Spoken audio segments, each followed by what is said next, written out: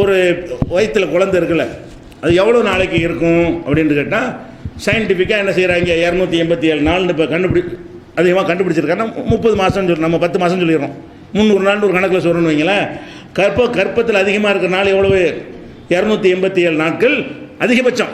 அது கம்மியாகலாம் குழந்தை பிறந்துடும். 287 நாள் தான் அதிகமாக என்ன செய்யும், ஒரு குழந்தை ஒரு கரு வந்து தாய் வயிற்றில் இருக்கும். இது எல்லாரும் தெரிஞ்ச ஒரு விஷயம். அதை விட ஜாஸ்தியான அறுத்து தான் எடுத்துருவாங்க. அதுக்கு மேலே போனால் என்ன செய்வாங்க, தாய்க்கு ஆபத்து, குழந்தைக்கு ஆபத்து, அது சைஸ் பெருசாக போச்சுன்னா பெரிய டேஞ்சர் ஆகிரும்ங்கிற எடுத்துருவாங்க. இதில் வந்து இன்னொன்று என்னென்னு கேட்டால், உள்ளே இருக்கும் பொழுது அது வளர்ந்து கொண்டே தான் இருக்கும்.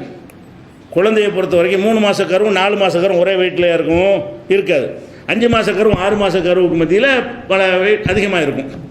இவங்க என்ன செய்கிறாங்கன்னு கேட்டால், ஷாஃபி மதுஹபில் ஒரு கருவுடைய அதிகபட்ச காலம் 4 வருஷம்.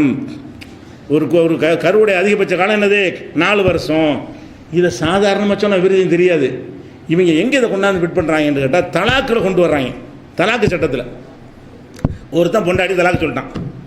தலாக்கு சொன்ன பிறகு 4 வருஷத்துக்கு ஒரு 2 மாதத்துக்கு பிள்ளை பார்த்துட்டான். இவன் தலாக்கு சொல்லிட்டான். தலாக்கு சொல்லி அவன் தனியாக போய்ட்டு அவன் தனியாக வந்துட்டாங்க. அப்போ 4 வருஷத்துக்கு 2 மாதம் தான் இருக்குது. அப்போ ஒரு பிள்ளையை பெற்றுட்டான். இவன் பிள்ளை தான் அது. யார் பிள்ளை? 4 வருஷம் வரைக்கும் இருக்கலாம்ல. இவன் தலாக்கு விட்டால் கூட இவனுடைய கருதம் வளர்ந்துக்கிட்டு இருந்திருக்குது. அது 3.5 வருஷம் வளர்ந்து தான் பெற்றிருக்கிறா இப்படின்னு சொல்லணுங்கிறானே. இது எவனாச்சும் ஏற்றுக்குருவானா? இந்த அஜர்த்து மாதிரி நடந்தால் ஏற்றுக்குருவாங்களா? ஏன் பிள்ளைன்னு ஒத்துக்குருவாங்களா? அவங்களுடைய அந்த அந்த காலத்துக்குள்ளே பிறந்தா என்ன செய்வாங்க, தலாக்கு விடுறோம், 3 மாதத்தில் பிள்ளை பெற்றா இவன் பிள்ளைன்னு சொல்லுங்கள். விவகாரத்து செய்யும் பொழுது அந்த 280 நாள் கணக்கு இருக்குல்ல, அந்த கணக்குக்குள்ளே 200 நாளில் பெறட்டும், 250 பெறட்டும், இல்லை 17 நாளில் பெறட்டும். இதெல்லாம் என்ன செய்யலாம், உன்னுடைய அவங்களோட சேர்ந்திருந்த காரணத்தினால உன்னுடைய குழந்தை தான் கருவு தான் இருந்திருக்குது என்று அவன் மீது சுமத்தனும் ஒத்துக்கொள்ள வேண்டும். இவங்க என்ன செய்கிறாங்கன்னு கேட்டால், ஹம்லுடைய அதிகபட்ச நாள் வந்து 4 வருடங்கள் 4 ஆண்டுகள் வரைக்கும் ஒரு குழந்தை கருவில் இருக்கும் என்று ஆராய்ச்சியாளர்கள் மூலமாக கண்டுபிடிச்சிருக்காங்களாம். எந்த ஆராய்ச்சியாளர் கண்டுபிடிச்சிருக்காங்கன்னு ஒரு ஆராய்ச்சியும் போட காணாம். அவர் வீட்டில் பக்கத்து வீட்டில் ஒருத்தருக்கு 4 வருஷம் கழிச்சு பிள்ளை பிறந்துச்சு. இவர் வீட்டில் அப்படி எழுதிக்கிறாங்க. இந்த எங்கள் வீட்டில் ஒருத்தர் இருந்தார், அடுத்த வீட்டுக்காரரு, அவர் வீட்டில் 4 வருஷம் கழிச்சு தான் பிள்ளை பெற்றாங்க. இப்படின்லாம் ஒரு காரணத்தை போட்டு என்ன செய்கிறாங்க, இது வந்து நிரூபிக்கப்பட்ட உண்மைன்னு எழுதி வச்சுக்கிறாங்க. இப்போ நம்ம என்ன கேட்குறோம் என்றால், அப்போ 4 வருடம் வரைக்கும் ஒரு குழந்தை கருவில் இருக்கிறதுக்கு சான்ஸ் இருக்கா? கருவில் இருந்து செத்து போயிடுவாங்க. 4 வருஷம் நினச்சின்னு வைங்களேன், 4 மடங்கு வளர்ந்துடும். இந்த 1 வருஷத்தில் என்ன சைஸில் இருக்குதோ அதை விட என்ன செய்யும், 4 மடங்கு அந்த குழந்தை வளர்ந்துக்கிட்டே வெளியே வந்து வளருதா இல்லையா? அது அப்படி இருக்கிற பொருள், அது மாவு பிசைஞ்சு வைக்கிற மாதிரி வைக்க முடியுமா? அது உள்ளே இருந்து 1 வருஷம்ன்ற பிறக்கிற ஒரு டைம் வந்துருச்சு. அதை தாண்டினால் ஒரு பேச்சுக்கு வெளியே இருந்து வளர்கிற மாதிரி என்ன செய்யும், அது வளர்ந்துக்கிட்டே வரும். வளர்ந்து கிழிச்சிக்கிட்டு வேறு மாதிரி இப்போ டேஞ்சர் ஆகி போயிடும், ஆபத்தான நிலையாயிரும். அப்படிலாம் ஒருத்தருக்கு யாராலும் இருக்க முடியாது. அப்போ அல்லாஹ் என்ன செய்கிறான்னா, மனிதனை வந்து நம்மளை வந்து குறைந்த வளர்ச்சியிலே கொண்டு வரான். ஆடு மாடுகள்லாம் என்ன செய்யும், குட்டி விட்டுன்னு ஓடும். ஆட்டுக்குட்டிலாம் இருக்க நம்மளை மாதிரி 2 வருஷம் பிறகு நடக்கும் இல்லை, அப்போவே நடக்கும்.